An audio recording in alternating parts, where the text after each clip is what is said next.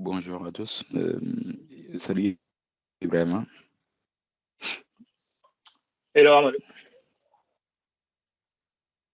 Hello. Ouais. Donc on peut démarrer pour le backup. Ça marche, ok. Je te laisse partager. Ok, d'accord. Ok, ben, je m'excuse pour ce temps de retard. Juste quelques problèmes de connexion en fait. Pas de souci, toi, juste du Normande. Exactement. Mais ouais, exactement. Attends, j'ai partagé comme ça. On va...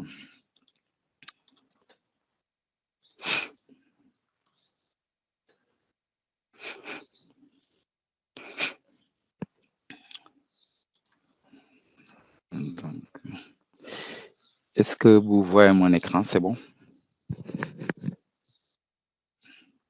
On voit, oui. Ok, Ouais, c'est d'accord. bon. C'est bon. Ben, ok, d'accord, merci à ouais. Donc, désolé pour le temps de retard, j'ai eu quelques problèmes avec mon PC et j'ai un peu la voix cassée, donc je m'excuse, mais je vais essayer de bien prononcer, comme ça va être plus simple.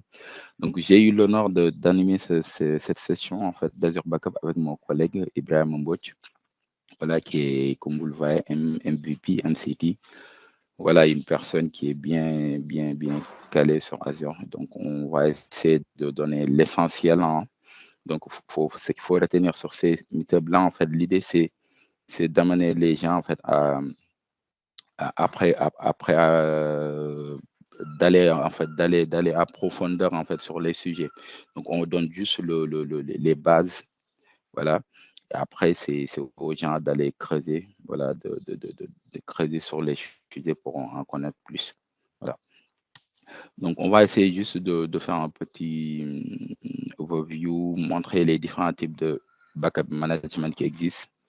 Et moi, j'ai plus focusé sur la partie backup for VM, je pense qui est plus utilisée, même si on peut avoir les autres services backup for pass, par exemple SQL, ce genre de choses. Et parler du type de réplication, du type de backup exactement, et les différents steps qu'il faut faire en fait pour activer Azure Backup. La partie consistency qui est très importante qu'on verra aussi.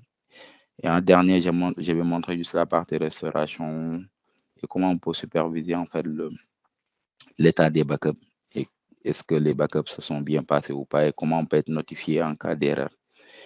Et je passerai la main à mon collègue qui va nous parler, en fait, qui va parler de plus l'aspect sécurité, comment on sécurise vraiment euh, la partie backup. Ouais, voilà. Donc, juste pour démarrer, donc là, c'est le macro design en fait d'Azure Backup. Donc, Azure Backup, il faut savoir que c'est un service PaaS Azure. Donc, c'est un service PaaS donc, qui permet de faire en fait du backup de workload. Donc, c'est, on peut dire, identique aux solutions qui existaient déjà on-premise, comme on peut dire du net backup, hein. Net backup, je pense, c'est une solution qui est très utilisée on-prem par les entreprises. On peut avoir Vim aussi, c'est genre de choses.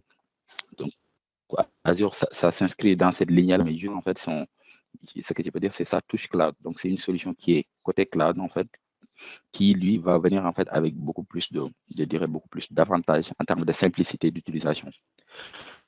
Voilà. Donc, ce qu'on voit ici, en fait, c'est que avec cet outil, on peut faire plusieurs choses. On peut backuper des workloads on-prem, hein. Donc, on-premises, si on a des serveurs on-prem en local, on peut utiliser Azure Backup, venir déposer un agent sur les VM et de backuper ces VM-là. Et aussi backuper des workloads qui sont côté cloud, comme du Azure Cloud. Voilà. Et aussi, il y a la partie management. Donc, comment on va définir les policies pour mieux sécuriser en fait la partie backup.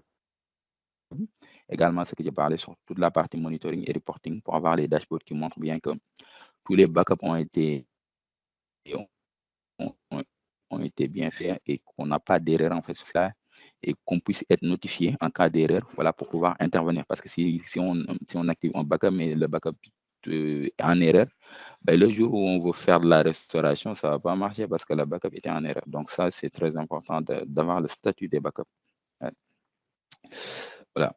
Donc, avec Azure Backup, donc là, je vais lister l'ensemble je dirais, fonctionnalités que propose Azure Backup aujourd'hui. Donc, on peut faire du backup on-prem, du backup Azure VM, donc c'est des VM côté cloud. On peut juste se focus, si on souhaite, sur la partie disque. Au lieu de backuper ce qu'on appelle l'enveloppe, on peut juste backuper les disques à l'intérieur des VM. On peut faire du backup de file share, en fait, une solution de file share. Donc, il y a une solution file share qui est côté Azure qui s'appelle Azure File Share. Donc, c'est une solution de partage de fichiers qu'on peut aussi venir activer le backup.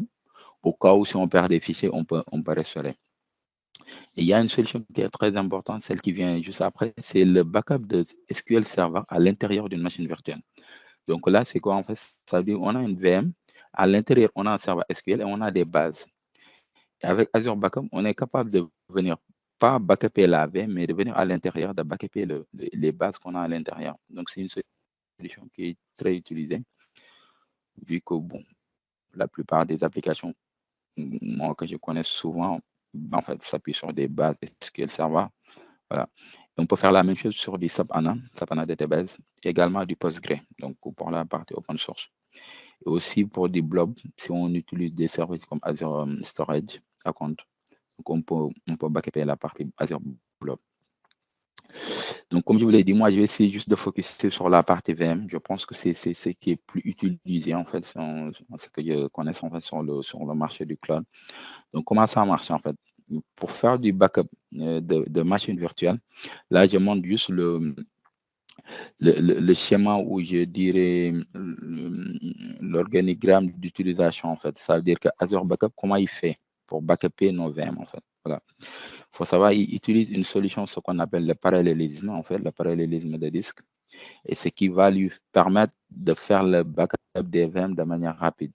Donc, comment ça marche? Ça veut dire que si la VM a 5 disques, il prend chaque disque, en fait, et chaque disque est backupé en parallèle.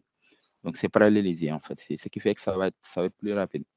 Une fois que chaque disque est backupé, en fait, il faut savoir que votre machine est obligée de communiquer avec le service. Comme je l'ai dit, Azure Backup, c'est un service passe côté cloud.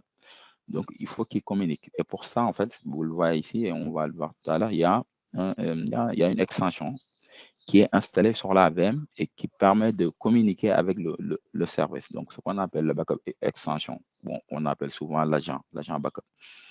Donc, l'agent backup, une fois qu'il a les backups sont faits en local, il communique avec les services. Le service, c'est lui qui lui donne les ordres en fait, de déclencher les tâches de backup. Une fois que ces tâches-là sont finies, en fait, ce qu'il faut savoir, en fait, quand on fait du backup, le plus important sur du backup, c'est où on sauvegarde les données backupées. Ça, c'est l'élément central. Donc, ce qu'on pouvait avoir on-prem, c'était sur des serveurs NAS ou je ne sais pas quoi, en fait. Et souvent, ces serveurs-là sont dupliqués pour pouvoir garder la donnée, parce que là, c'est la vraie richesse de l'entreprise. Si on perd ces données-là, ça devient critique. Donc, avec Azure, il y a ce qu'on appelle un repo, je dirais un repo, un espace de stockage dédié à ça, ce qu'on appelle le 16 Recovery Vault. En cours, on dit juste Vault, comme vous le voyez juste à droite. Donc, c'est un espace qu'on va créer côté cloud et qui va, lui, contenir l'ensemble des données backupées.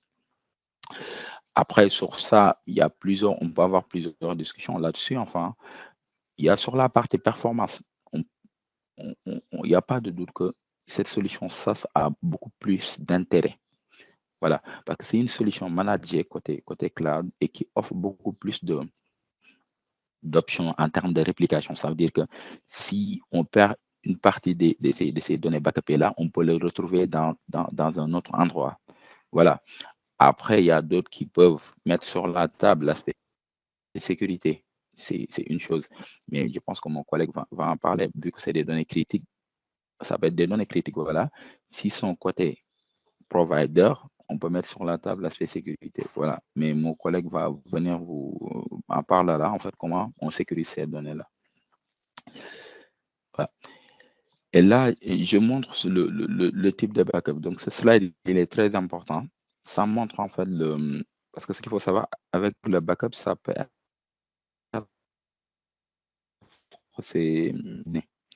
tout dépend. Donc, on est dépendant des données en fait existantes. Ça veut dire que si on a un terrain de données Il faut savoir que quand on fait du backup, ça peut prendre un peu de temps.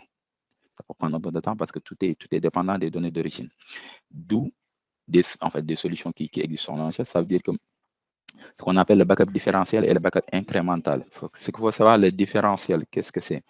Ça veut dire qu'on fait un backup full au début, ce qu'on appelle la photo d'origine. Donc, on commence aujourd'hui à t égale 0. On fait une photo d'origine, tac. On prend en fait le backup full. Et le différentiel, lui, en fait, qu'est-ce qu'il fait? À chaque fois, J plus 1 ou J plus 2, il revient à sa position d'origine et il regarde la différence. C'est ce que vous voyez sur le schéma. Mais ça peut marcher, mais c'est vrai qu'on peut l'améliorer. Et là d'où on voit l'incrémental. Donc, l'incrémental, lui, qu'est-ce qu'il fait? Il dit que non, mais moi, je ne vais pas me référer sur ta position d'origine. Non, non. Je me réfère à la position J-1. Ça veut dire que pour faire ma backup d'aujourd'hui, je vais regarder la backup d'hier et j'ai fait le différentiel, en fait. Je fais le différentiel par rapport à hier. Et là, qu'est-ce qu'il fait? Il prend juste le différentiel par rapport au jour dernier. Et c'est ces données-là qui sont rajoutées, en fait. Et c'est cette solution-là qu'utilise Azure Backup. Donc, c'est une solution de backup incrémentale. Donc, ce qui permettra d'accélérer, en fait, le processus de backup. Donc, ça, c'est très important. Et en termes de features, ce qu'il faut savoir, donc Azure Backup s'appuie sur ce qu'on appelle sur un Vault. Ça, voilà. Donc, les données sont backupées, mais sont envoyées sur un service Vault. Donc, m'excusez juste, je pense que s'il y a des bruits juste derrière, parce que je suis à la maison. Donc, voilà. Donc, il s'appuie sur un Vault, comme je l'ai dit, pour la sauvegarde des données backupées. Et également, les données, par contre, ne sont pas compressées. Ne sont pas compressées, voilà. C'est vrai que ça peut avoir un impact sur la facturation, mais il y a des moyens de l'optimiser.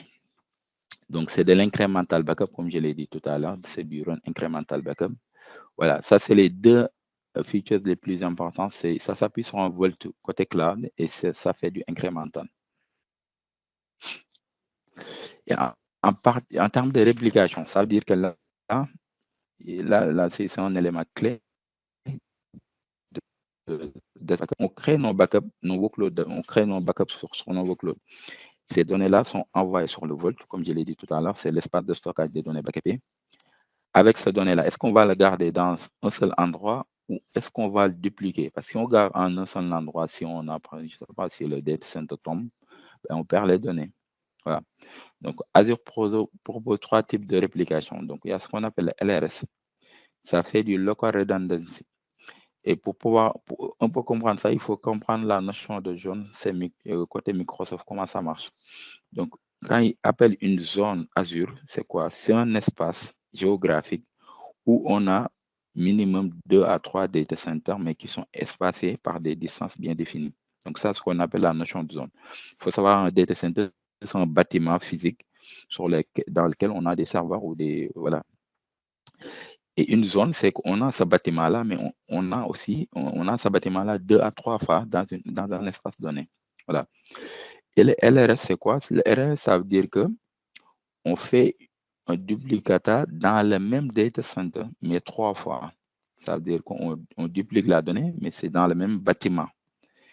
Voilà. Après, il y a un risque. Si le bâtiment tombe, on perd la donnée. Mais ce qu'on est sûr, c'est à l'intérieur des bâtiments, si une baie dans le data center tombe, on est sûr de récupérer la donnée dans une autre baie.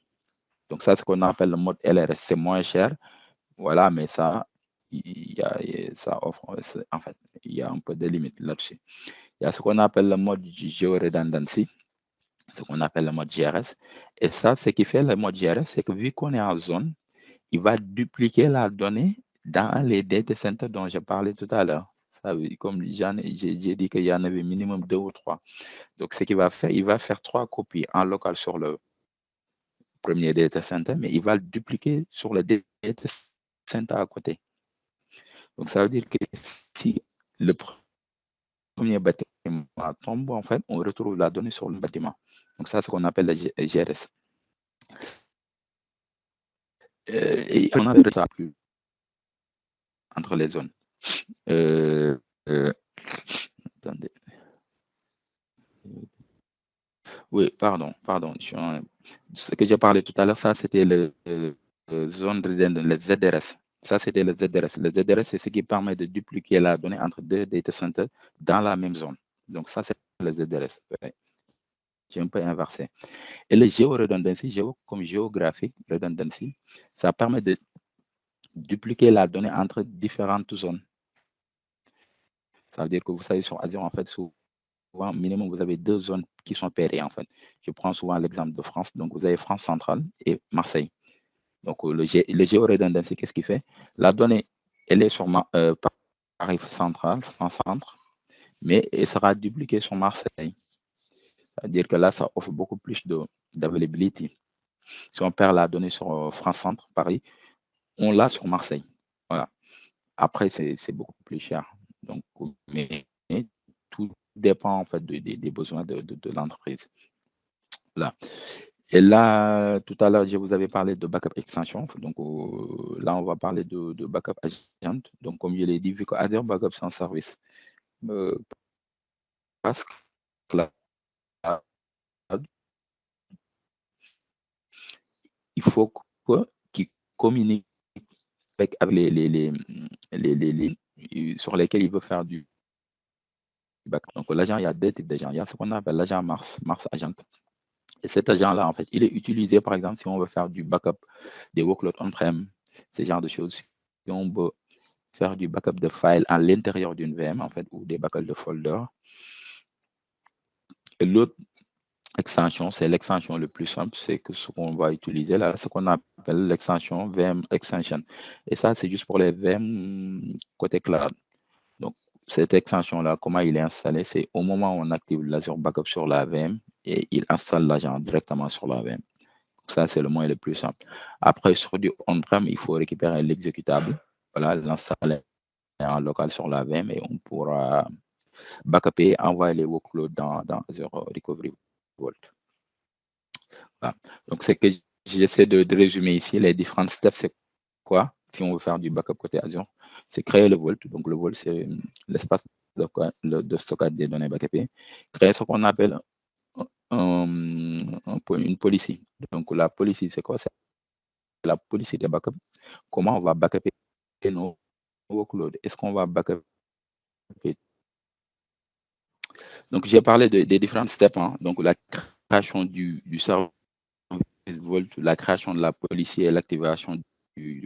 Et là, j'ai parlé dans la consistance. Donc, ça, c'est un aspect important quand on fait de l'Azure Backup. Donc, là, c'est quoi en fait? C'est que quand on fait du backup côté VM, c'est qu'il faut savoir, en fait, les VM, ils s'appuient souvent sur les mémoires. Il faut que ce backup-là, en fait, puisse euh,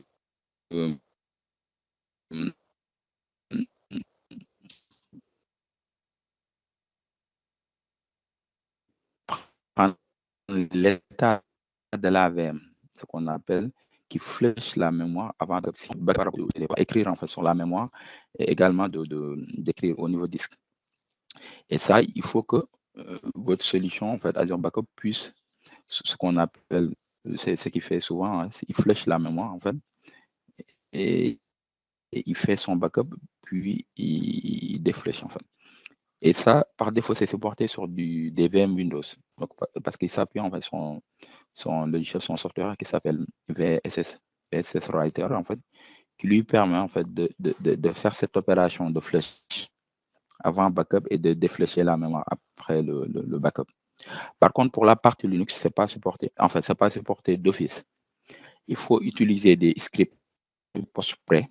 Donc, c'est des scripts existants sur le GitHub Microsoft qu'il faut il faut déjà déployer le script prêt qui va faire le flush comme VSS et déployer le script proche qui est le script post pardon qui va déflécher la mémoire pour que votre application la backup soit consistant.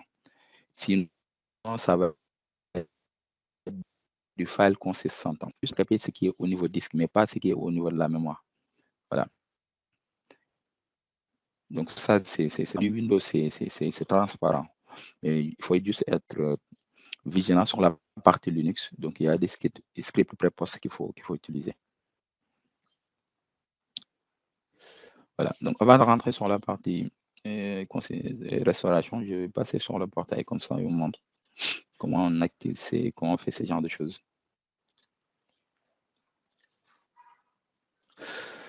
Voilà. Donc là, je suis sur mon tenant. Donc là, une fois que vous êtes sur Azure, sur le portail, ce qu'il faut rechercher dans un premier temps, comme je l'ai dit, c'est le Recovery Service Vault. Si vous faites Recovery, y arrivez, vous avez le Recovery Service Vault là. Voilà. Et vous cliquez dessus. Là, j'en ai créé. Donc, pour en créer, c'est très, très simple. Donc, il faut faire créer.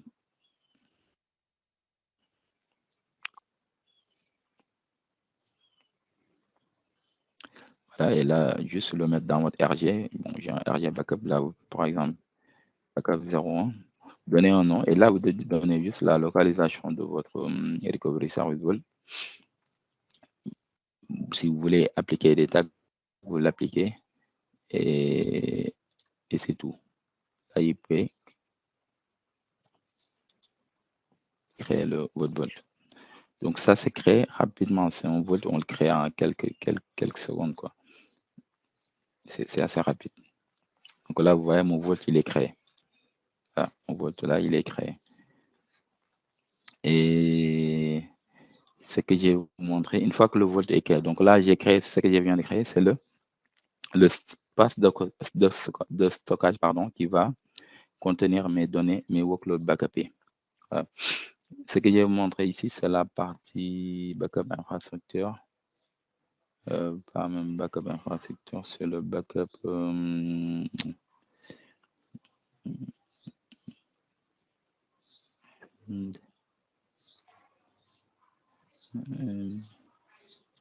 Pas backup policy, backup. Donc, vous voulez me montrer là où on a le. C'est pas s'ils l'ont pas dépassé en fait. Cherche quoi? Propriété. En fait, là où on a la partie rétention, en fait. Replication. Replication pour toute la partie réplication. C'est dans la police. C'est dans les policies. C'est dans les policies. Ouais. Ah ouais. Descends. Backup policies. Donc, ils l'ont déplacé. Ils l'ont déplacé donc.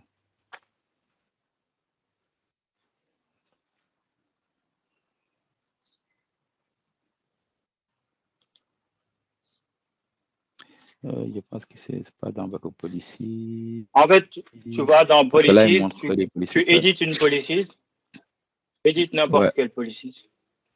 Virtual machine, par exemple. Comme ça. Ouais. Là, tu as le. Oui, là, c'est la rétention. Rétention. Oui, les rétentions. Oui, mais je parle de la réplication. Donc, la réplication, le mode LRS, ZRS et GRS. Donc, ça, on l'avait ici, en fait, dans Backup Infra. Je vais rapidement. Donc, là, vous voyez, c'est le Vault que je viens de créer. En fait, je vais faire rapide là, en fait. Donc, la deuxième étape, c'était quoi? C'était la création du policy.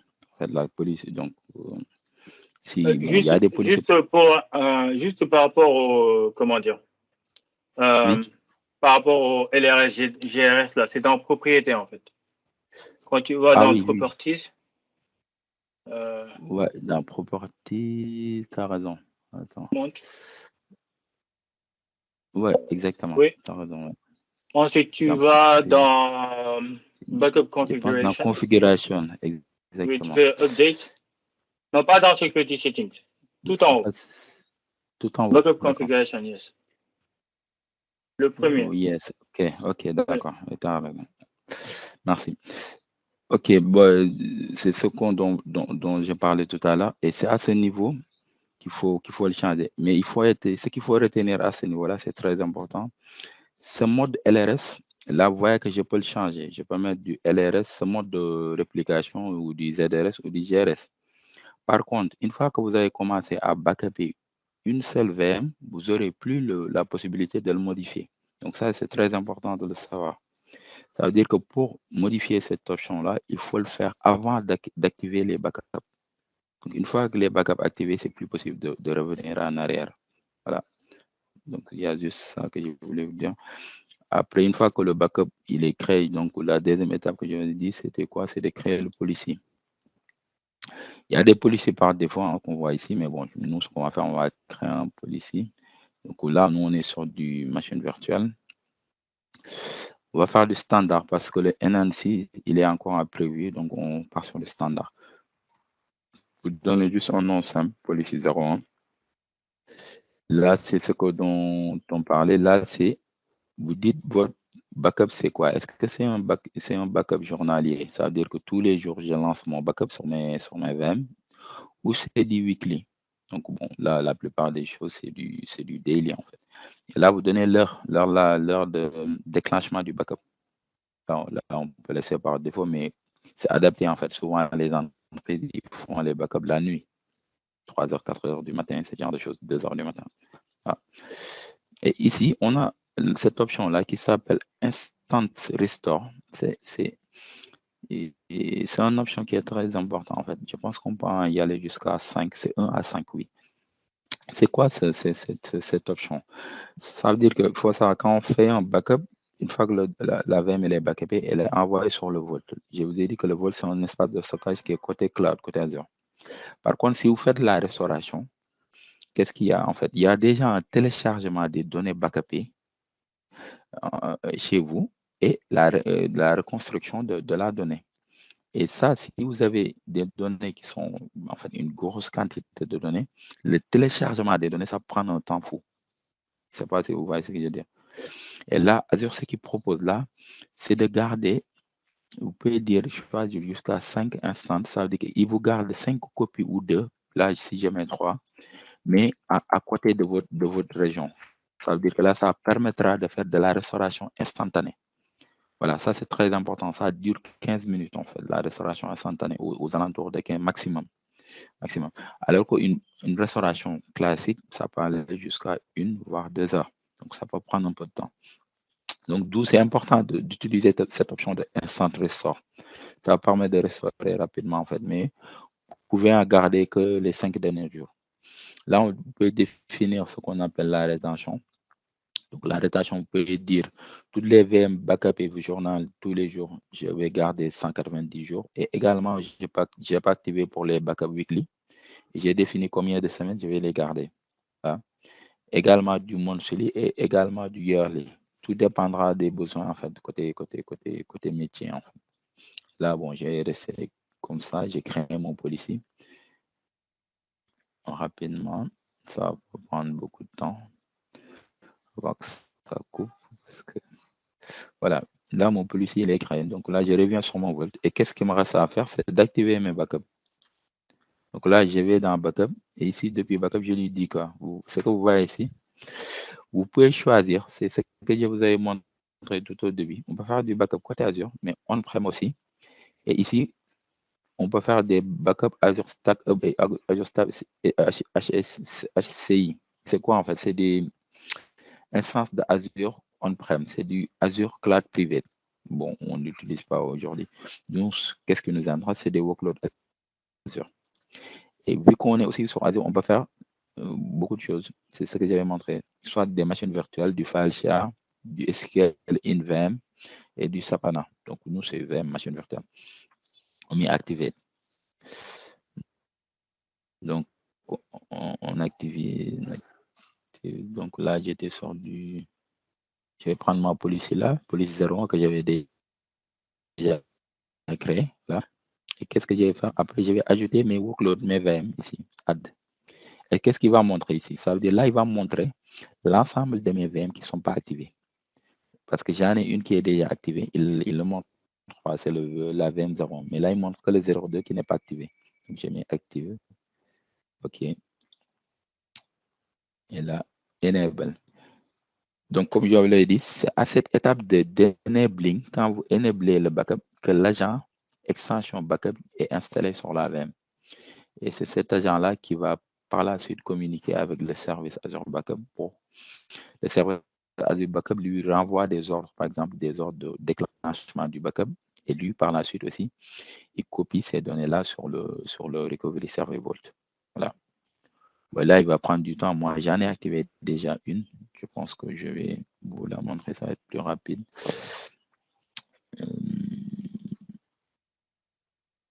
Donc, j'en ai déjà activé, c'est le 01. Donc, une fois que vous l'avez activé sur votre VM ici, dans aussi la partie VM, il y a un onglet backup. Donc, ici, dans backup, vous voyez. Donc là, j'arrive. Mon backup, il est activé. Et qu'est-ce que j'ai fait? J'ai déjà créé un backup du backup now. Vous pouvez à chaque fois, en fait, venir lancer votre backup manuellement, en fait, qui est indépendant de la partie schedulée. Donc, la partie schedulée, c'est la partie police. Donc, vous pouvez venir là, voilà. Donc là, il est activé, mon backup. Et ce que vous voyez ici, ce que j'ai parlé sur la partie consistency, là, qu'est-ce que c'est? C'est du file system consistent. Donc, c'est quoi en fait? Parce que mon système d'exploitation sur ma VM, c'est du Linux. Je n'ai pas utilisé des scripts prépost. Donc, c'est du file consistent. Si c'était du Windows, ce serait du application consistent. Donc, ça serait en fait de la consistance d'application. Donc, voilà, il va sauvegarder avec l'état de la VM. Voilà, donc c'est ça, c'était la partie activation. Je montre juste la partie restauration ici. Donc, pour la partie restauration, on a 3 étapes. On peut restaurer en fait une VM complète en créant une VM à part à côté. On peut soit restaurer des disques, ça veut dire restaurer un disque à l'intérieur de la VM. Et avec ce disque-là, on peut soit recréer une machine virtuelle ou venir attacher le disque sur une machine virtuelle existante. Donc ça, c'est deux possibilités différentes. Et la troisième étape, c'est de faire du recovery file. Donc, venir juste restaurer un fichier ou un répertoire à l'intérieur de la VM. On a ces 3 étapes-là. Créer une machine complète, restaurer un disque ou restaurer un fichier ou un document. Ce qu'on voit ici au niveau du portal. Sur ma VM qui est déjà backupé ici. Donc, je peux faire du... là, quand j'ai fait du restore VM, donc là, ça va me proposer de restaurer la VM. Il n'y a plus de son, Amadou. Ah oui. Il faut couper ta vidéo, tu gagneras en bande passante. Coupe ta vidéo. Ah oui, désolé, oui, merci.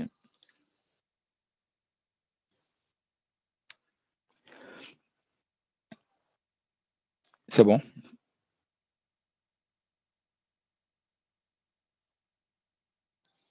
Est-ce que vous m'entendez encore? Je pense. Oui, c'est bon. C'est bon, d'accord. Donc, ce que j'ai parlé là, donc quand vous faites une restauration, qu'est-ce qu'il faut dans un premier temps? Il faut sélectionner en fait votre point de restauration. Ça veut dire que vous voulez restaurer, mais vous restaurez à quelle date? Donc, ça, c'est ce qu'on appelle le point de restauration, le restore point. Je pense que tu as un souci avec ton micro. Yeah. Parce que là, je vois que tu essaies de parler, mais on n'entend rien en fait. Moi, sinon, je te passe la. Je l'entends. Ah ouais. T'as pas un problème avec moi, j'entends. Amadou, je t'entends. Hein? Oui, je pense qu'il y a Ibrahim qui a un problème, donc avec son casque peut-être. Ibrahim, essaie de voir peut-être avec ton casque. Donc là, ce que je dirais pour la restauration, il faut sélectionner le restore point. Donc le restore point, c'est un point de restauration. En fait, le backup que j'avais fait à une date bien définie. Donc là, j'en ai créé un seul, en fait, c'est pour ça, voilà, aujourd'hui, le 12/3 à 11h39. Donc j'ai sélectionné celui-là. En fait. Donc il me dit OK, d'accord. Et après, par la suite, il va me proposer les différentes options. Donc ce que je vais dire, la première option, c'est de créer une machine complète. Donc là, qu'est-ce qu'il va faire? Il va recréer la VM d'enveloppe, hein, mais la VM aura une IP différente, en fait, parce qu'il faut sélectionner sur quel réseau, ce que vous voyez ici, le VNet et le subnet sur lequel vous allez l'attacher. Ou soit, on peut dire, on va juste restaurer les disques. Voilà. Donc là, vous l'entendez, moi je ne l'entends plus. Ibrahim, moi j'entends bien Amadou. Hein. Moi aussi, hein. Donc c'est de ton côté, Ibrahim. Ouais. Et sur la partie restore disque, en fait, il y a 2 options qui sont très intéressantes, en fait. Intéressantes, mais il faut prendre faut aller mollo. Parce qu'il y a la partie replace disque. En fait, on peut restaurer les disques, mais à part sans toucher l'existant. Ça veut dire qu'on restaure les disques, mais à côté. Et là, on peut aller à l'intérieur de la disque et récupérer ce qui nous intéresse. Mais on peut venir aussi faire du replace disque. Ça veut dire que là, qu'est-ce qu'il va faire? Il va remplacer les disques de la VM. Donc, il va venir sur votre VM existante, venir remplacer les disques avec les disques des données backupées. Et ça, il faut vraiment être sûr que c'est ce que vous voulez faire. Si vous faites ça, vous perdez. Même bon, il va faire une sauvegarde des disques existants. Hein. Il va le garder. Il va faire une snapshot avant de remplacer les disques pour vous permettre, au cas où si vous vous êtes trompé, en fait, de revenir en arrière. Donc là, c'est pour la partie disque. Je vais juste revenir. Je vous ai montré la partie VM et la partie disque. Et si on veut faire du file recovery, le file recovery, c'est un autre onglet. C'est juste l'onglet que vous voyez ici, file recovery. Donc ça, c'est la restauration fichier. Et comment ça marche? Donc là, quand vous cliquez sur la partie file recovery, donc qu'est-ce qu'il fait? Là, il s'appuie toujours sur le restore point, hein, parce que le restore point, c'est les données. Donc ça, il n'y a pas, c'est le point d'entrée. Donc là, il voit mon restore point que j'ai créé. En fait, là, il le sélectionne d'office. Et qu'est-ce qu'il fait? Il faut télécharger un script. Donc là, vous téléchargez un script. En téléchargeant le script, il va générer le mot de passe.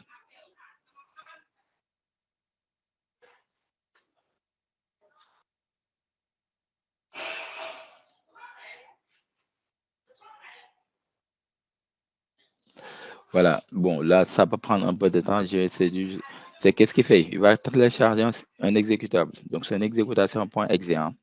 Et ce point exe là, qu'est-ce qu'il fait? Qu'est-ce qu'il faut? Il faut le lancer sur la VM où vous souhaitez faire la restauration. Et qu'est-ce qu'il va faire ce point exe là? Il va télécharger les disques et en fait, il va le monter sur votre VM. Et ce disque-là sera disponible sur votre VM. Voilà, là, je vais faire download. En faisant download, là, il m'a généré un mot de passe. Ce mot de passe-là, on va vous le demander, en fait, lors de l'installation. Voilà. Là, c'est une VM Linux, c'est pour ça que c'est un fichier Python. Mais si c'était du Windows, ce serait un fichier exe. Et quand vous lancez cet exe-là, qu'est-ce qu'il fait? Comme j'ai dit, il va monter les disques de la workload sauvegardée sur votre VM en local. Et là, vous pouvez y accéder au système de fichiers, copier vos fichiers, vos répertoires que vous souhaitez restaurer. Donc, c'est très utilisé, c'est puissant en fait, en termes de solution de restauration. Donc, ça, c'était la dernière étape. Le monitoring, bon, voilà, on a des options de monitoring ici. Ce que je vais vous montrer juste sur le portail, je pense qu'il est intéressant, c'est la partie notification. Ici, au niveau du backup, on a la partie alerting, backup alert. Je pense que ça, c'est au niveau du Vault, là.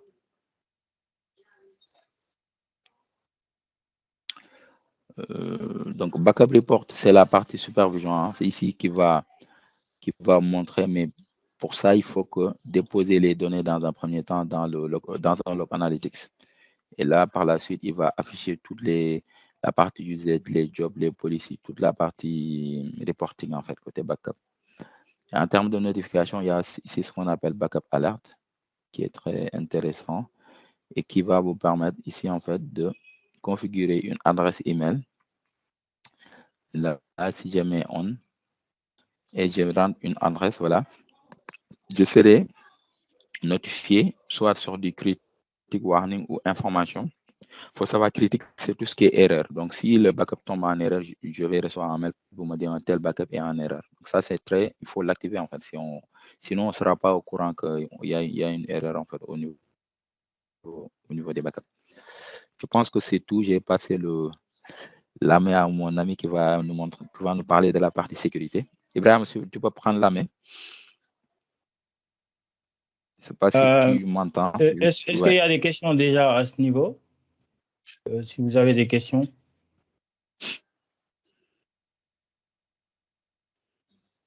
Ouais, s'il y a des questions, voilà, oui. Je pense qu'on peut. Oui. Oui, allez-y. Je vous laisse. Bonjour, monsieur. Je voulais savoir, celui qui a une entreprise et puis bon, il voulait quand même faire, disons, le backup de ces données vers le cloud. Oui. quelles sont les conditions, bon, qu'est-ce qu'il doit faire, bon, pour qu'il puisse quand même avoir une donnée en local et puis avoir une donnée dans le cloud. Ah, d'accord. Est-ce que la présentation que vous avez faite tout à l'heure, ça a tenu compte de ça ou bien, selon ma compréhension, j'ai compris que c'est de cloud à cloud.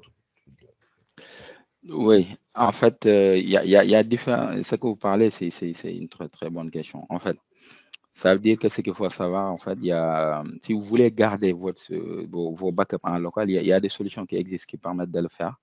Je pense qu'il y a déjà, il y a Azure Backup Server. Ça veut dire c'est un serveur que vous installez en local. Parce que là, moi, ce que j'ai montré ici sur cette présentation, je me suis juste focusé sur la partie cloud. Ça veut dire que j'ai fait ce qu'on appelle la partie manager. Ça veut dire que, bon, je me dis que je ne vais pas gérer cette partie, je vais la déléguer à Microsoft. Donc là, c'est Microsoft qui me sauvegarde mes données backup et qui va me gérer toute cette partie maintenance et tout ça, en fait. Donc, j'ai vraiment délégué cette partie. Et pour cette partie déléguée-là, vous pouvez sauvegarder des VM côté Azure, mais aussi des VM côté en local. Mais c'est juste ce qu'il faut retenir, c'est que les données sauvegardées sont côté Microsoft. Par contre, vous avez la possibilité de garder ces données-là en local si vous avez des contraintes de sécurité. Après, je ne vous cache pas, ça demande beaucoup plus de connaissances pour déjà installer des ressources, pour installer les services Azure Backup en local, Azure Backup Server, voilà, c'est comme ça il s'appelle, et de le déployer en local en fait. Après, c'est vous qui gérez tout ça en fait. Ça veut dire que c'est à vous maintenant par la suite d'avoir l'équipe nécessaire, les compétences nécessaires pour bien gérer la chose. Voilà. Mais ça existe. C'est quelque chose qui existe. D'accord. Merci. Non. Je peux ajouter quelque chose là-dessus? Allez-y, allez-y. En fait, le fait de décider de garder vos backups en interne, bien vrai que parfois vous avez des contraintes en entreprise, mais c'est quelque chose qui a tendance à disparaître. Pourquoi? Oui. Parce que en interne ou bien dans des data centers privés, vous avez, comment dirais-je, un sinistre peut comment dirais-je, exactement, ça passer, apparaître et vous allez perdre vos backups. Okay? Même si vous en avez gardé, il peut y avoir une tornade, il peut y avoir, je ne sais pas moi, tremblement de terre, etc., God forbid, et puis vous perdez vos backups. Okay? C'est pour ça, beaucoup d'entreprises africaines et aussi des gouvernements africains ont souvent peur du cloud. Alors que il n'y a rien à avoir peur là-dessus. Si vous avez vraiment peur du cloud, vous pouvez même vous créer votre propre cloud privé. C'est-à-dire chez Microsoft, il y a la possibilité de créer votre propre cloud privé. Et puis, comme par exemple, le gouvernement, la CIA, FBI, le gouvernement allemand, Américain. ils ont le propre américain, allemand aussi, ils ont le propre cloud, mais qui est géré par Microsoft, et qui permet d'assurer toutes ces redondances-là. C'est pour cela, nous, comme nous avons cette maîtrise-là, je parle de nous, Africains, quoi, qui avons cette connaissance, et à nous d'aller faire cette évangélisation, quoi, chez nos confrères africains pour qu'ils sortent de cette peur-là, de migrer leurs données vers le cloud. C'est ce que je veux dire. Les avantages dépassent les inconvénients. Exactement. Oui. Non, mais je pense que ça rejoint avec la transition, parce que c'est l'aspect sécurité qui est mis sur la table. Mais comme vous le dites, je pense que j'en ai parlé. L'avantage qu'apporte Azure Backup, il y a beaucoup de choses. C'est comme dit Mohamed Soumaré, c'est toute la partie gestion, en fait. Là, on parle d'un service manager. Et comme je l'ai montré tout à l'heure sur la partie réplication, c'est des données qui sont répliquées dans différents endroits. Ça, c'est une chose qu'on ne peut pas avoir souvent on-prem, en local. Voilà. Non, après, on peut impossible. Mettre voilà. Impossible. Ouais, voilà. Après aussi, c'est aussi la simplicité de la chose et la disponibilité. Ça, c'est des choses. Après, on peut mettre sur la table, comme je l'ai dit tout à l'heure, l'aspect sécurité. Et là, je passe la main à Ibrahim. Donc, voilà. Tu peux prendre la main. Bon. Merci. Donc, je vois qu'il y a des gens qui ont levé la main. Je vais essayer de présenter rapidement des choses et on va répondre à la fin. Ça, on passe la main à Chadra. Dites-moi si vous voyez mon écran.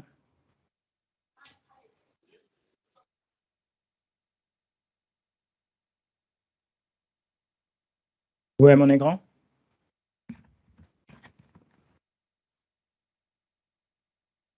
Non, pas encore. Pas encore, hein, mais je pense que ça va pas tarder. Ok, attends. Tac, je vais essayer. C'est bon? Oui, là c'est bon, merci. Ok. Ouais, c'est bon, ouais. Alors, donc, moi, je souhaitais juste parler de la partie sécurité et non pas forcément de la partie sécurité du backup en lui-même, mais en fait donner juste un peu de contexte chez des clients où on utilise Azure Backup. Donc, comme vous le savez, la plupart des outils de sauvegarde demandent d'avoir des serveurs. Par exemple, on va avoir Vim, on va avoir plein d'autres outils de sauvegarde. Donc, l'avantage par rapport à Azure Backup, c'est une approche zéro infrastructure. C'est-à-dire qu'on a un service où on configure, on fait des configurations et on a nos sauvegardes up and running. Donc, l'idée de parler de la sécurité par rapport au backup, c'est que le plus souvent, quand on déploie Azure Backup chez des clients, ils nous demandent comment, en fait, on peut s'assurer qu'on est protégé contre des ransomware. Et le plus souvent, on a besoin, en fait, de montrer que la solution qu'on a mise en place, est-ce qu'on est capable de présenter ça au top management pour dire, OK, le risque tel, il est mitigé, le risque tel, on arrivera à se protéger s'il y a telle ou telle attaque. Donc, c'est ça que je vais montrer rapidement au niveau des impacts qu'on peut avoir. Donc là, on a une partie commodity, donc c'est des attaques mineures. Ça peut être comment dire, juste un début sans s'attaquer forcément à la partie backup. Mais comme vous le savez, les attaquants ont la possibilité de créer de la persistance, de créer plusieurs types d'attaques pour arriver jusqu'à vos backups. Donc, qu'est-ce qu'on fait du début à la fin pour pouvoir, même si ils arrivent au backup, qu'on n'ait pas des soucis, majeurs. D'accord? Donc ça, ce PowerPoint, c'est un PowerPoint que Microsoft fournit. Donc, je vais vous donner le lien après ou même vous pouvez le télécharger. Donc là, on est sur ce pattern qu'on appelle Human Operated Ransomware. Donc, on a juste un instant.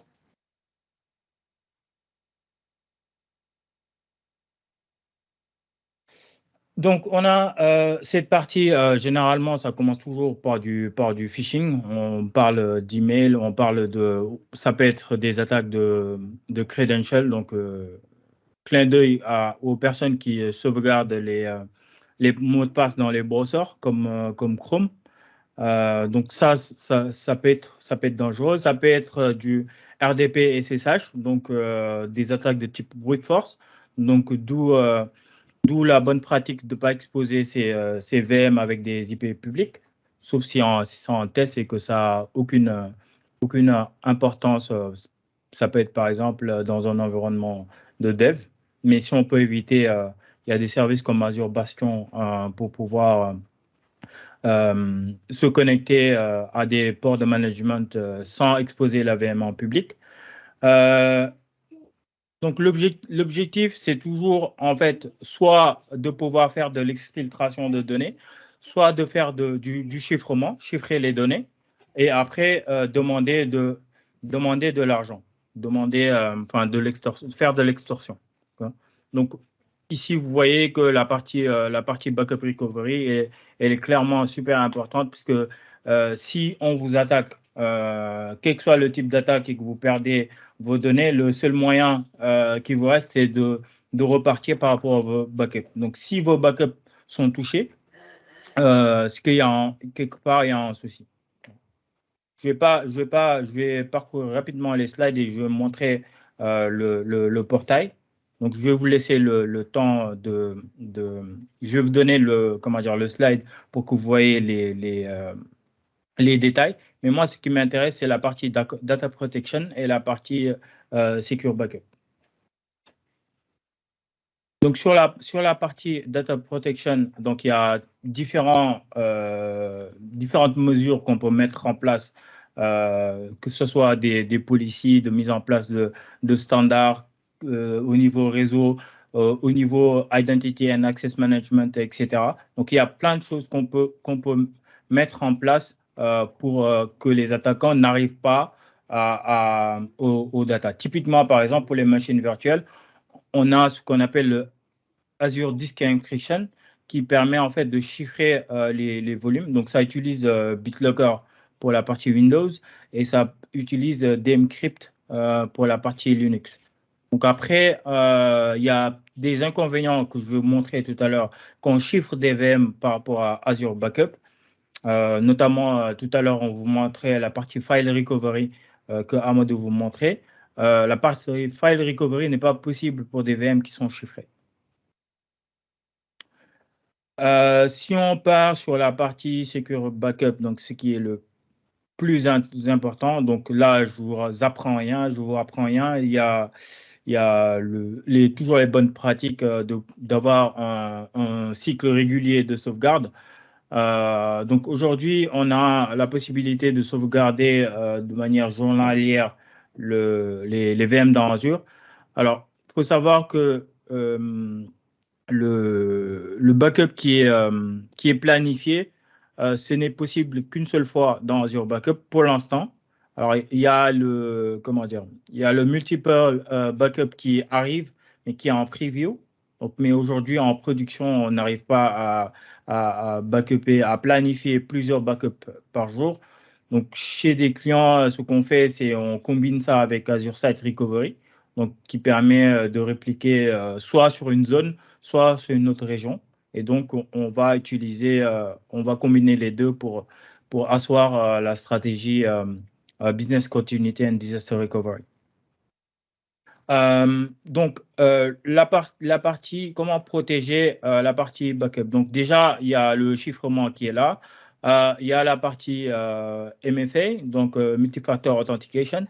Donc, sachant qu'il y a différents types de rôles qu'on peut attribuer en suivant les principes de liste privilège dans Azure. Donc, on parle ici de contrôle d'accès en fonction du rôle. Donc, Role-Based Access Control. Donc, on n'a pas nécessairement besoin de donner tous les droits à quelqu'un s'il doit juste sauvegarder ou s'il doit juste opérer sur certains types de ressources de sauvegarde. Donc ça, c'est super important d'avoir une matrice. On peut aller même plus loin en utilisant le Privilege Identity Management, mais ça va être hors scope pour aujourd'hui. On va peut-être en parler un peu plus tard.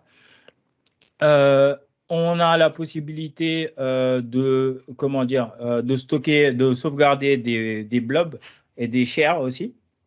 Parce que ce qu'on oublie souvent, c'est que par exemple, dans des contextes de migration, quand on migre, on a des VM, certes, mais généralement, le client peut demander à utiliser des services de type Azure File Share, par exemple, de type Blob.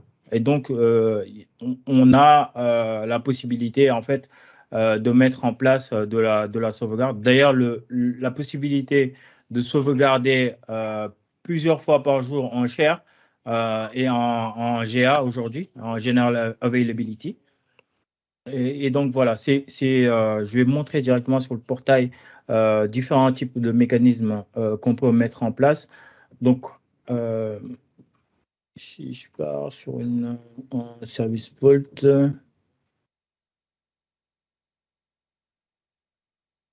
Juste une machine virtuelle. Donc là, par exemple, j'ai une machine virtuelle dont les disques sont chiffrés. Alors, on peut chiffrer depuis le portail et on peut chiffrer aussi depuis, comment dire,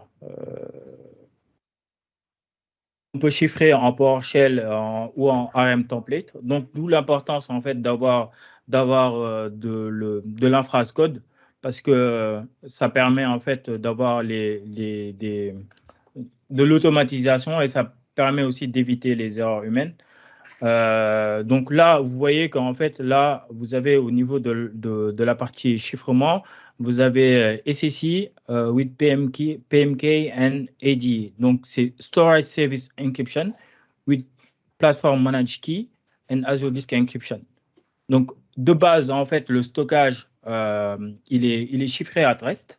Donc, il y a du chiffrement au repos. Néanmoins, si vous voulez sauvegarder, je dis sauvegarder, si vous voulez chiffrer vos OS et vos disques de données, il faut rajouter une couche Azure Disk Encryption. Donc, c'est super simple à mettre en place. Par exemple, sur le portail, je vais sur le disque, je vais dans Additional Settings. Donc là, j'ai un fail, mais je vais voir ça pourquoi. Mais du coup, quand sur le disque, donc il faut juste sélectionner OS and Data Disk. Donc au préalable, en fait, ils font Key Vault. Donc Key Vault, c'est un service pour gérer les secrets, les clés et les certificats. Dans ce Key Vault là, on va avoir une Key Encryption Key, donc pour pouvoir chiffrer notre VM. Et cette Key Encryption Key a des versions. Donc, il y a du versionning dedans. Donc là, par exemple, j'ai une version N. Je peux décider, en fait, de faire une rotation et changer la version et avoir une autre version. Donc là, par exemple, si je n'avais pas de Key Vault, j'ai la possibilité, si je n'avais pas de Key Encryption Key, je choisis juste mon Key Vault et je crée une clé RSA, par exemple. Et donc, ça va me permettre de chiffrer la VM. Donc, une fois que c'est chiffré, vous allez voir une extension qui s'appelle Azure Disk Encryption, ici. Donc là, vous voyez que le provisioning est failed, mais une fois que c'est OK, donc quand vous vous connectez, vous allez voir BitLocker sur Windows ou Decrypt sur Linux. Si je pars sur le Vault directement, tac, tac, tac. Donc, la première des choses, donc c'est le contrôle d'accès en fonction du rôle. Hein.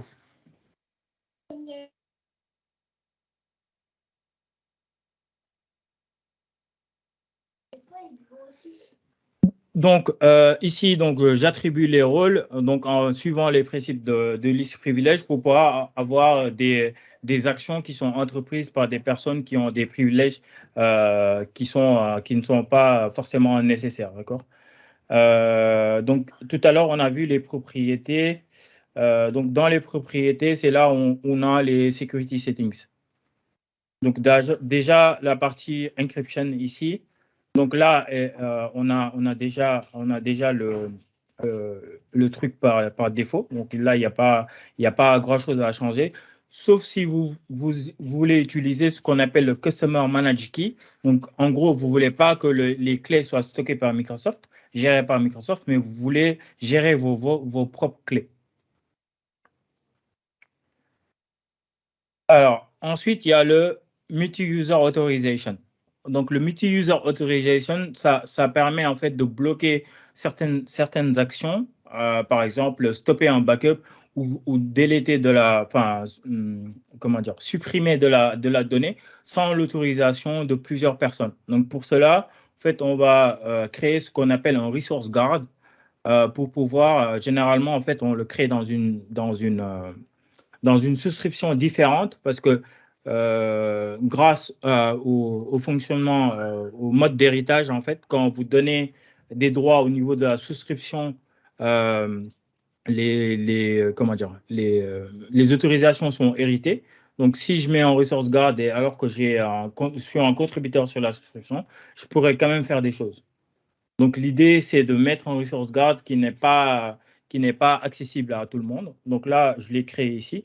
Donc, quand je vais sur le Resource Guard ici, c'est assez simple. Il faut juste mettre Resource Guard sur la recherche et en créer. Là, j'ai créé un et vous allez voir ici donc les différents types d'opérations en fait qui peuvent être bloquées. Donc, par exemple, supprimer la protection, modifier la protection, modifier la policy, etc. Donc ça, il y a toujours un contrôle d'accès ici. Donc, d'où la possibilité de le mettre dans une autre souscription. Comme ça, tout le monde n'y a pas accès et tout le monde ne peut pas venir modifier. Okay? Si je repars sur mes propriétés ici. Donc, on a parlé du chiffrement, on a parlé du multi-user authorization. Il y a la partie security settings. Donc, de base, en fait, il y a le soft delete. Le soft delete, ça veut simplement dire que quand on arrive à supprimer de la donnée reste 14 jours avant d'être supprimée définitivement. Donc, ce qui donne la possibilité à, par exemple, si on est attaqué par un ransomware qui arrive à supprimer les données, on a quand même 14 jours pour pouvoir les restaurer. Donc, elles ne sont pas supprimées automatiquement. Il y a aussi des fonctionnalités de sécurité, pareil pour la partie on-prem. Donc là, vous avez le classique, hein, les différents paramètres qu'on vous demande de mettre. Donc la partie MFA, la partie Resource Guard. Enfin, il y a la possibilité en fait de générer un PIN qui est associé en fait au Resource Guard justement.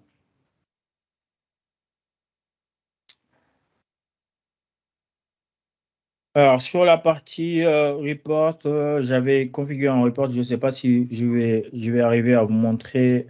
Je ne sais pas si à charger les données ou pas.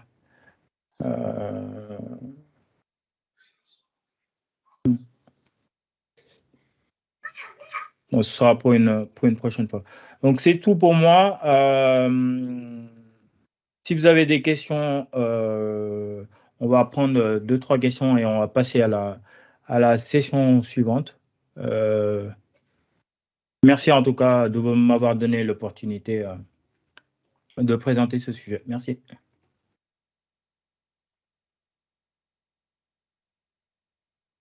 Je pense qu'il y avait Léon Akobi qui avait levé la main, si peut poser sa question. Oui, vas-y, Léon.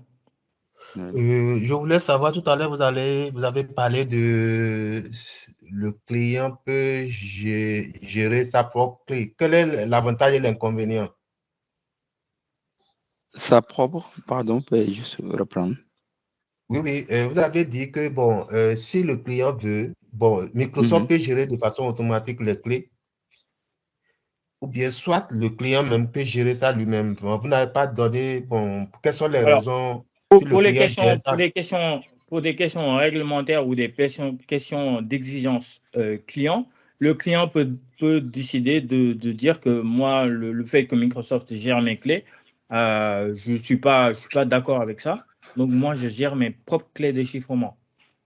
C'est de ça qu'il s'agit, en fait. Et donc, en fait, il faut générer une clé avec un module HSM et comment dire, on peut le stocker dans un Key Vault et proposer, en fait, à chaque fois qu'on chiffre comment dire, toutes les ressources qui ont cette possibilité d'avoir du chiffrement, on va proposer cette clé au lieu d'utiliser les clés gérées par Microsoft.